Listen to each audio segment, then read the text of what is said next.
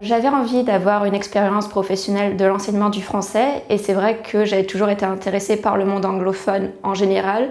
et Fulbright proposait une occasion relativement unique d'enseigner aux États-Unis je ne savais absolument pas où j'allais partir naturellement, mais dans des milieux très diversifiés qui restaient dans le domaine universitaire et pas dans une école de langue privée qui aurait été peut-être moins reconnue. Être lauréat de Fulbright,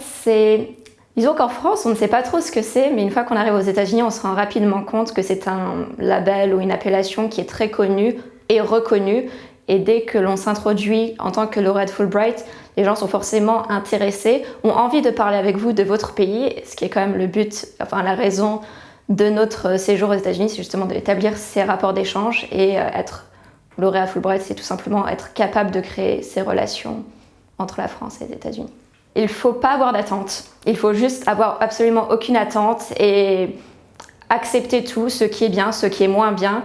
et essayer toujours être proactif parce que c'est comme ça que j'ai eu mes meilleures expériences en demandant, en posant des questions, en rencontrant des gens.